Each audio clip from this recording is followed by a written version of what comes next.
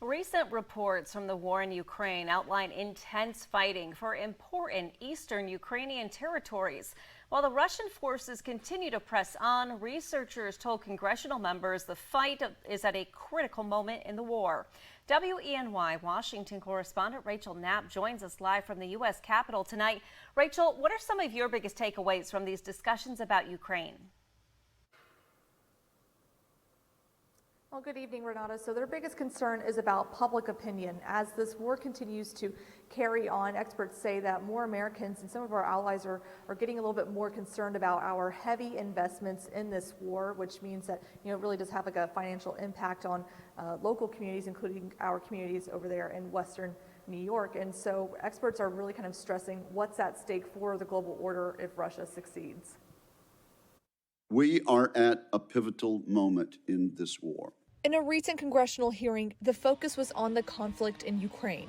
Currently, localized assaults are underway in Donetsk, Luhansk, and Zaporizhia oblasts, possibly to bring these regions under full occupation and to keep Ukrainian forces engaged. Reports from the front lines say both sides are fighting hard for parts of Ukraine's eastern territory.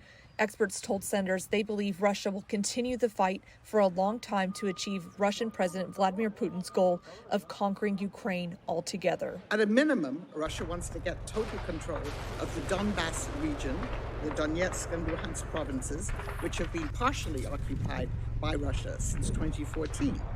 The next goal would be total control of two new regions, which he has declared are annexed to Russia, Kherson and Zaporizhia, an artificial red line. Then Putin might be willing to sit down and negotiate an agreement for a ceasefire.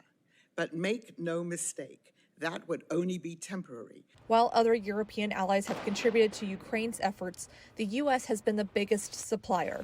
Experts warn there's a growing sense of uncertainty abroad and at home of why the U.S. and our allies should continue to help Ukraine. The reasons for American interest are many. The war threatens the American-led international order.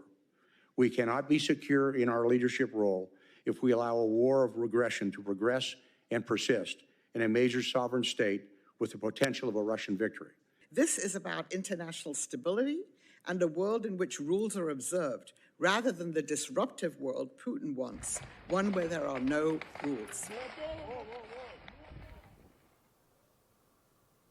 And Renata, experts believe that Russia will try to recruit more people to build up their forces, but these experts believe that, President Putin is so desperate to get more people on the front lines that they're not going to be trained really well. So even if they build up those numbers, it won't have an impact that Russia is hoping for. Renata, back to you.